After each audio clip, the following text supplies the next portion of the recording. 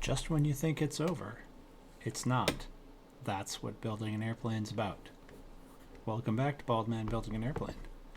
This is a not a rebuild step, but a forced partial disassembly and rework on some things.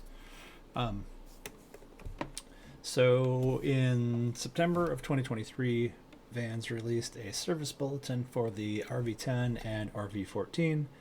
If you're currently flying one of these and you haven't seen the service bulletin, I strongly suggest you look at it because it's very important. Basically what happens is over time, they've seen reports of the skin cracking next to rivet holes along the rear spar of the elevators. So what you see here, the rivet line that runs, I guess, so there's a rivet line that runs along the front spar that you can see that's closest to me, and then there's a rivet line that runs along the length of the elevator. The glasses are on top of it, so is the blue paper towel. So that's where the rear spar attaches to the skin in this elevator. I guess what happens is over time, after so many hours, who knows what, the beating of the prop buffet, aerobatic flight, whatever, starts some stress, and they recommend that if you don't want to pull your elevator off and drill holes and add rivets, that you add some reinforcement. So that's what we're doing here. This is the recommendation for addressing the service bulletin. So what you do is, in my case, since mine was not attached to an airplane yet and it was easy to open back up, I drilled all of the rivets out of the front piece just so I could get into the inside from the front. And then what you do is you add a fillet of tank sealant. They love this tank sealant stuff. They use it everywhere. It's quite strong on its own. It's quite strong.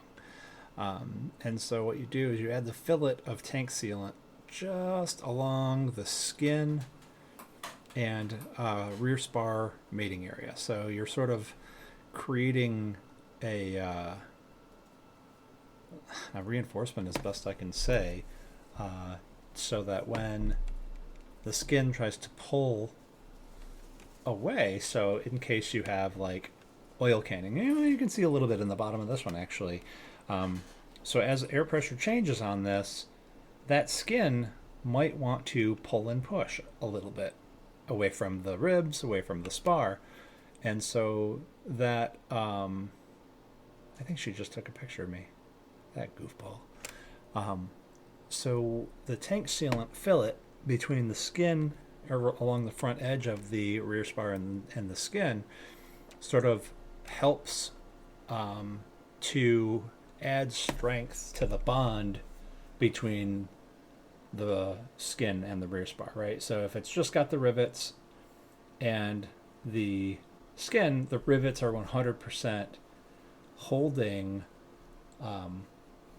that skin in place, both in shear, as in side to side, which is what they were designed to do, but also they're being pulled on. Which is probably, or pulled and pushed, which is probably why the cracking is occurring.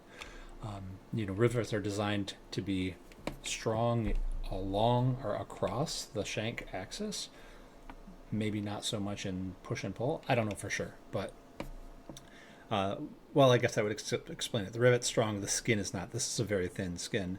So adding that sort of bonding layer in front of the rivet line just sort of strengthens that up and, keeps the skin from pulling away from the spar too much. So we're going to clean up all those fillets and we'll get back to aileron control rods in the next video. See you then.